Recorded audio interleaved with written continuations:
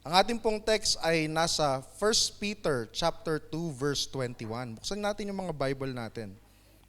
Dito sa 1 Peter chapter 2 verse 21, ang sinasabi dito ay, "To this you were called, because Christ suffered for you, leaving you an example that you should follow in His steps."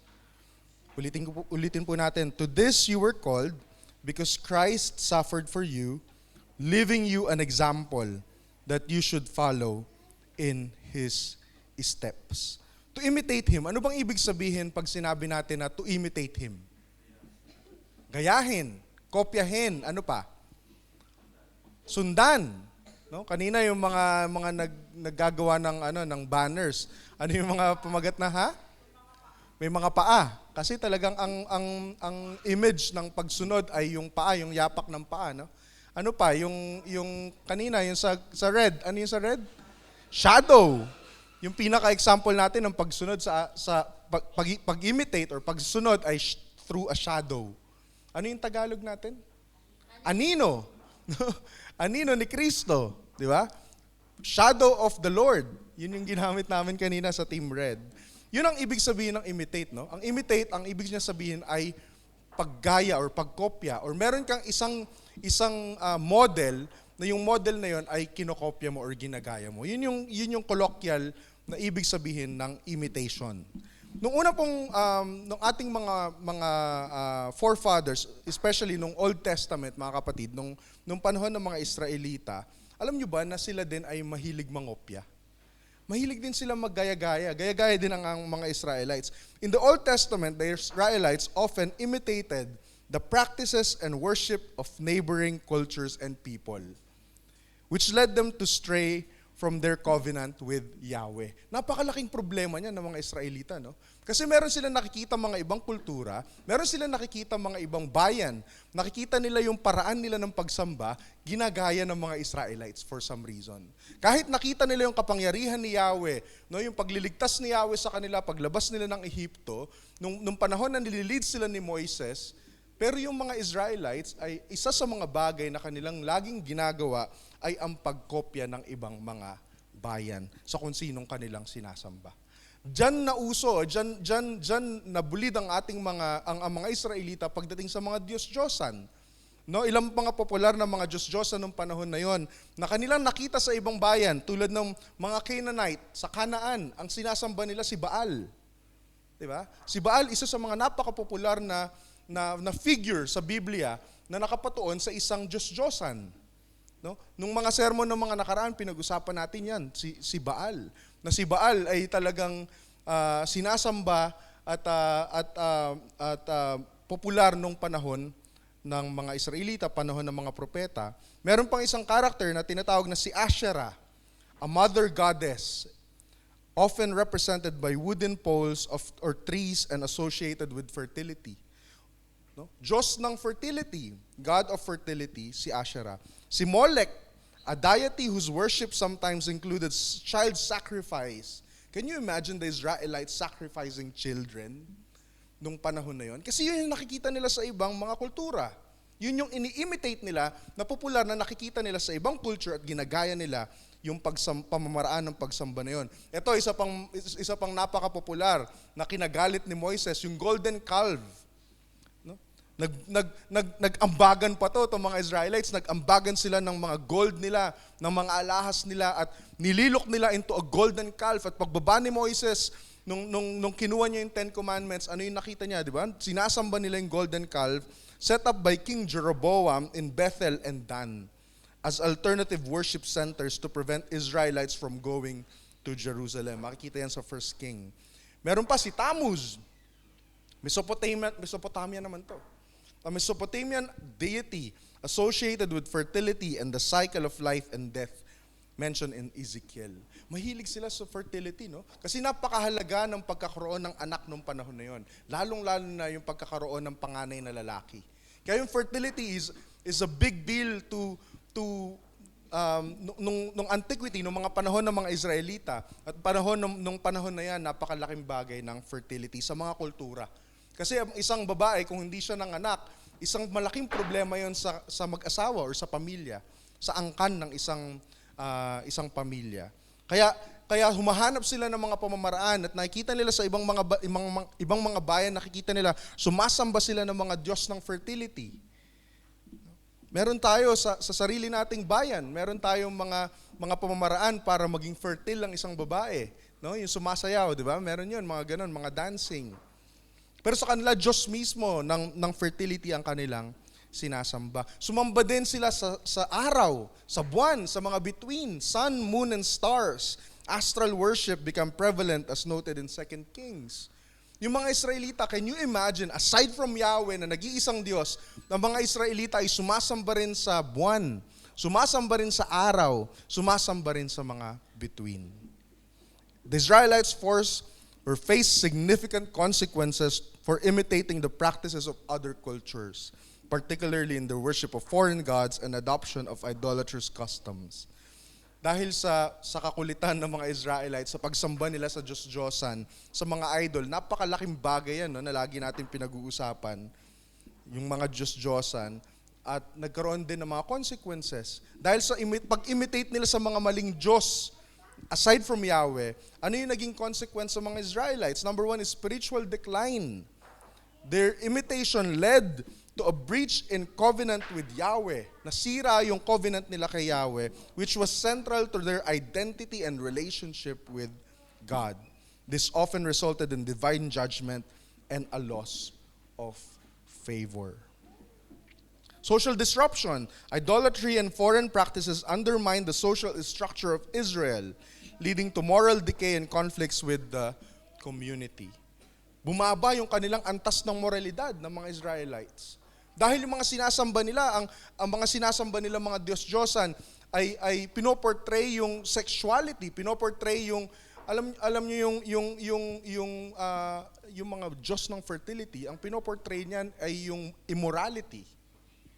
No? Yan ang pinoportray ng mga gods of fertility. Social disruption, morality is all bumagsak yung morality during this time because of imitation. Political instability.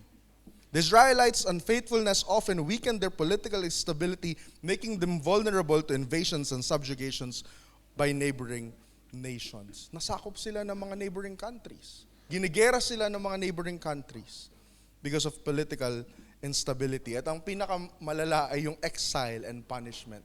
Ilang beses na exile ang mga Israelites as a punishment for their disobedience. Isa na yan yung panahon ng Assyrian exiles. The Northern Kingdom, ano yan, magkaiwala yung Israel, di ba? Northern and Southern Kingdom. Sa Northern Kingdom, Assyrian exile, yun nangyari sa kanila. Israel, the Northern Kingdom of Israel fell to the Assyrian Empire under King Shalmaneser V and successor Sargon II. This occurred after years of warning from prophets like Amos and Hosea, urging the Israelites to abandon idolatry and return to Yahweh. Nagpadala na ang Diyos ng mga propeta para sabihin ng mga Israelites, turuan sila na bumalik kay Yahweh, but then again, mas pinili nilang kopyahin yung mga idols, yung mga Diyos-Diyosan na nakikita nila sa kanilang kapiligiran. Babylonian exile. The southern kingdom of Judah faced a similar fate at the hands of Babylonian Empire under the King Nebuchadnezzar. Pinag-usapan natin yan last Sunday. Si Nebuchadnezzar is a crooked king, crooked leader. After repeated warnings from prophets like Jeremiah and Ezekiel, Judah's continued idolatry and social injustices led to divine judgment.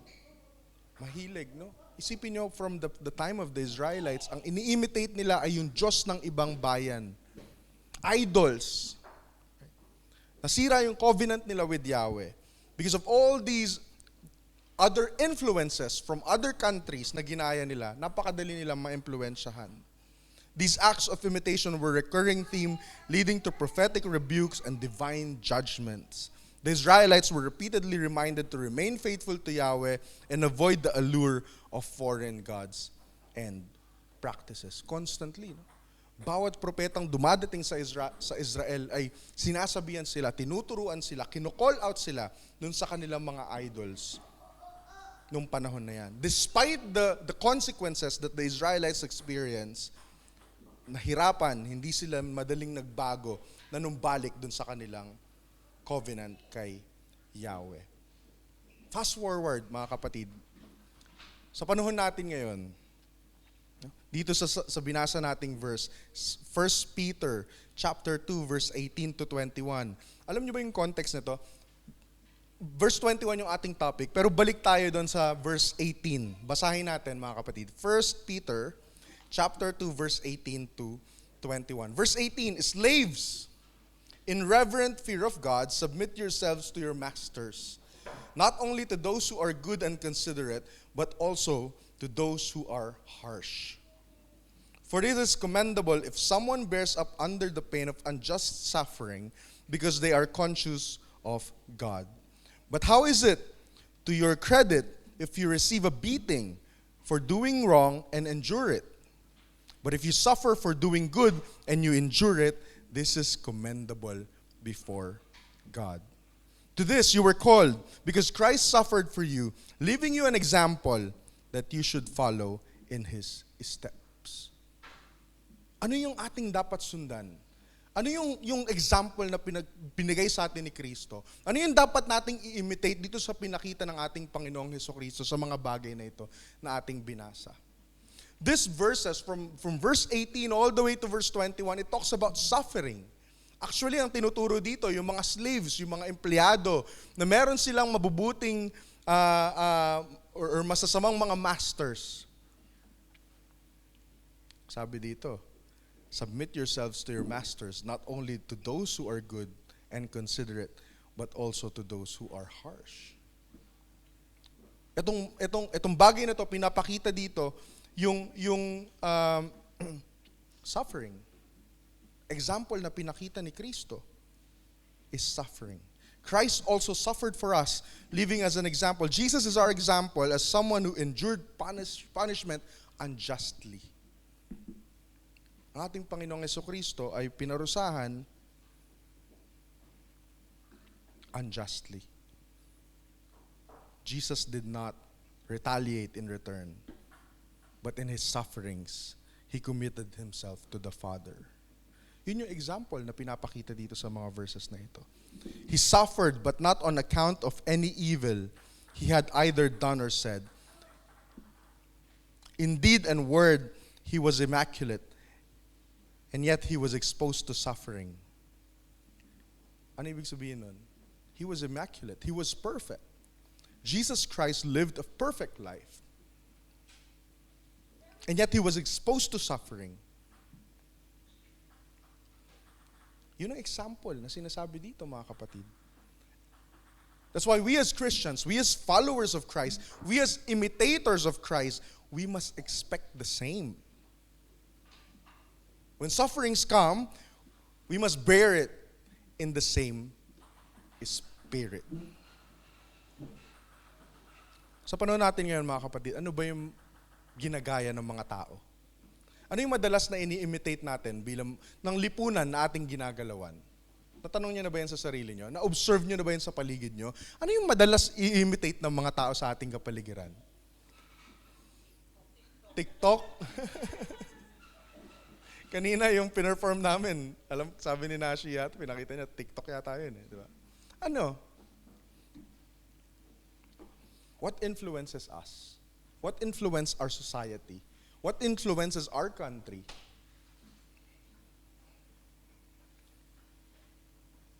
Ano yung madalas i-imitate ng mga bata, ng kabataan? Ano yung mga sinusuot ng mga kabataan? Ano yung gusto nilang isuot? Ano yung gusto nilang sapatos? Ano yung gusto nilang damit? Ano yung ini-imitate natin in general as a society nowadays, mga kapatid? During the time of the Israelites, they imitate other countries. They follow their gods. They worship their gods. Sa panahon natin ngayon, ano yung sinasamba ng mga tao? Ano yung may clamor? Na pag nakita ng mga tao yung bagay na yon, yung impluwensya na yon, at yung mga individuals na yon, sumusunod yung mga tao. Yung pinakita ng ating Panginoong Hesukristo, dito sa example niya is suffering because of selflessness and humility.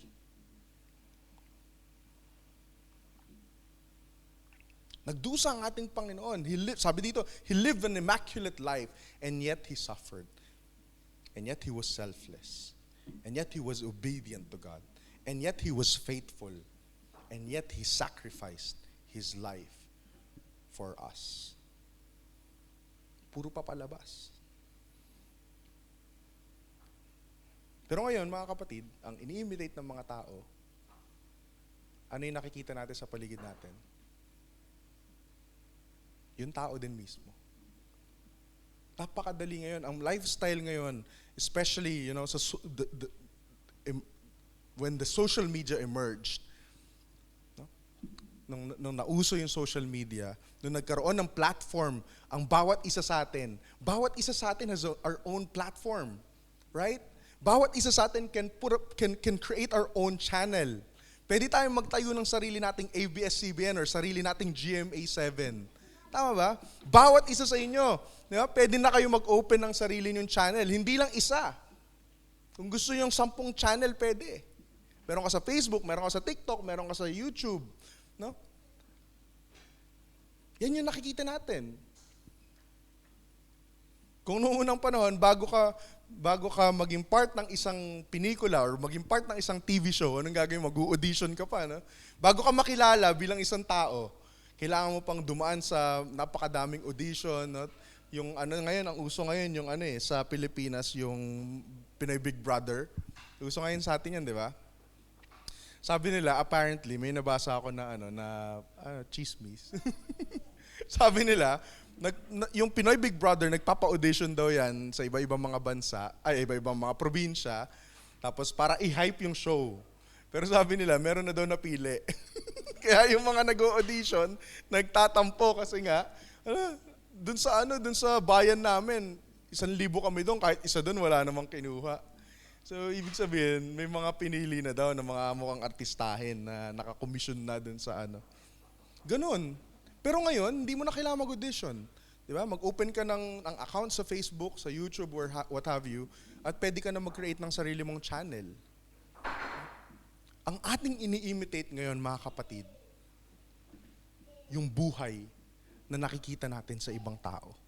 Ganun na ngayon. Kaya nga nauso yung vlog, di ba? Yung vlogging. Ano yung pinapakita ng vlogging? Yung buhay ng isang tao.